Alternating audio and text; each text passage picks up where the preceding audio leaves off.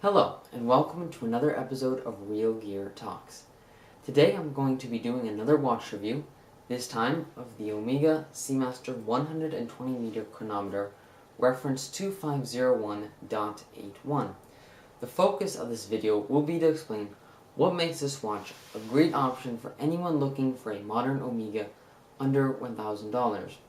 So, without further ado, I'm going to take a look at the watch itself.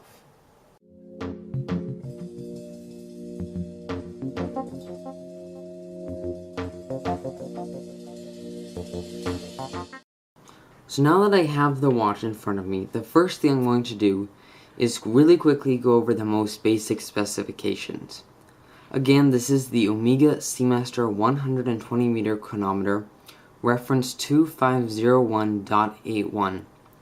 This watch utilizes the Calibre 1120.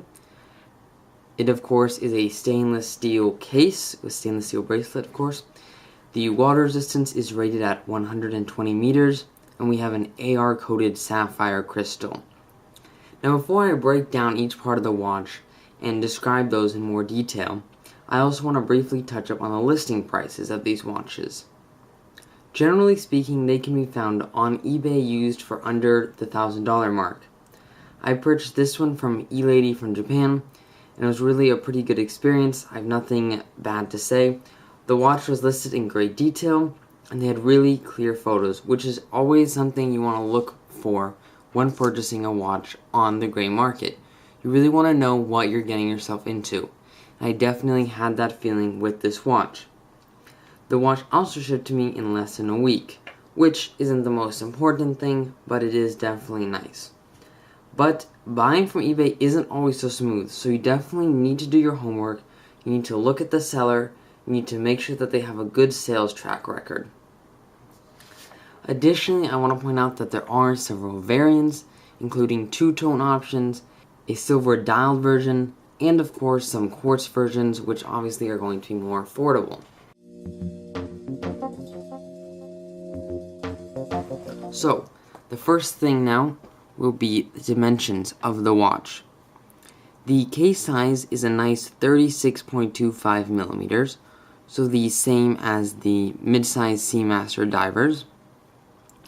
We have a case thickness of 10 millimeters, which is really nice and thin and allows the watch to be worn in more dressy situations. Granted, it is at heart a sports watch, but it will definitely slip under a shirt cuff. We have a lug-to-lug of 42.5 millimeters and a lug width here of 18 millimeters. So now I'm going to break down the individual pieces of the watch and discuss them, starting with the dial.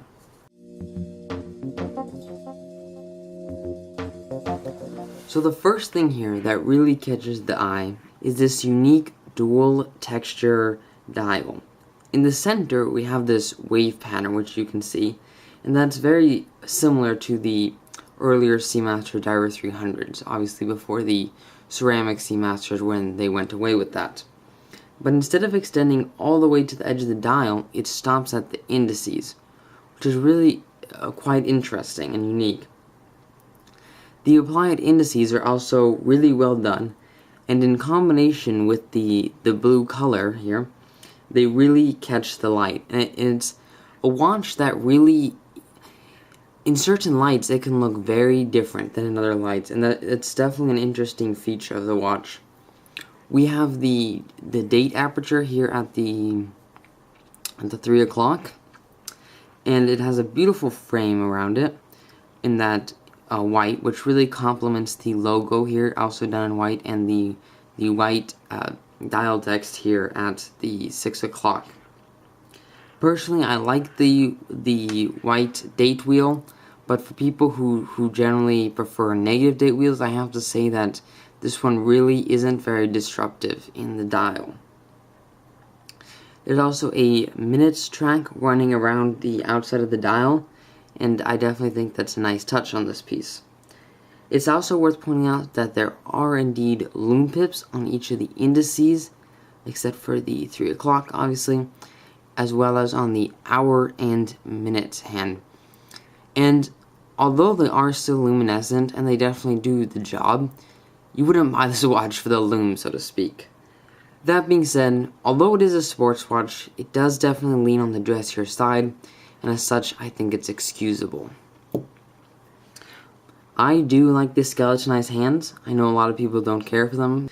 I do like, though, that the seconds hand fully reaches the minutes track there. That is nice.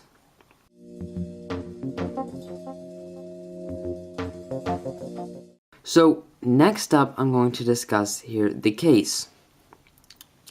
So, as aforementioned, this is a 36.25mm case, all stainless steel, of course, and I have to really give credit where credit is due and say that it is very comfortable to wear.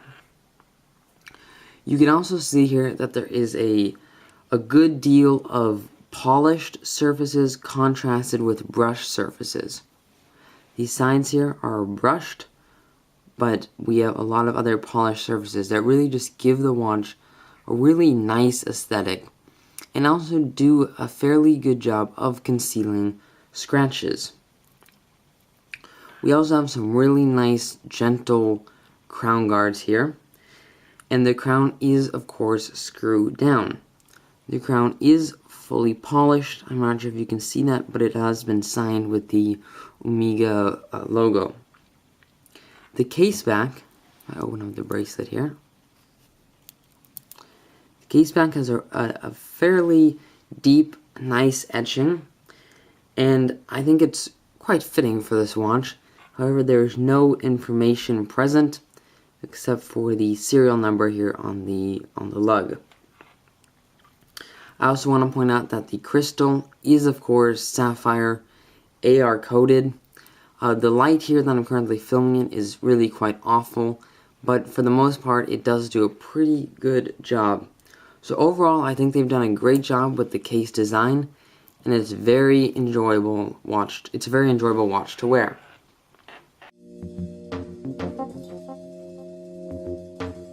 So now I'm going to discuss the bracelet. The style is of course very similar to the Seamaster divers and in the dimensions of the mid-size models. The lug width is 18mm, as I mentioned earlier, and overall it is very comfortable to wear. The combination between brushed and polished sections on the bracelet is really well done, and in my opinion does do a great job of hiding scratches but also keeping in sync with the more refined elements of the watch. I should also point out that it is all solid links, of course, including the end links, which gives the bracelet just an overall great feeling of solidity. Now the clasp. In my opinion, the clasp definitely could be better, but it is fairly standard for watches produced in the late 90s and early 2000s. I mean, if we look at the clasps on the pre-ceramic Submariners, those are just awful. So a clasp like this is really to be expected, in my opinion. It utilizes here a single push-button deployant, as you can see there. And it does give a more secure feeling than some of the friction-only clasps that were produced during a similar time. So, I mean, overall, it does do its job. I have heard some complaints about people saying that this can, if their wrist bends in such a way that this pushes into their wrist, it could open up. Personally, I've never had a problem with that at all, but I could see how that happens. Omega has signed the bracelet here with a gold tone emblem almost, and to be honest, in my personal opinion, I think it looks a bit out of place. There are no other gold details, on the watch whatsoever, and as such, I think I would have probably preferred it just to have been done in stainless steel. But that honestly comes down to personal preference, and is not really a fault of the watch, functionally speaking.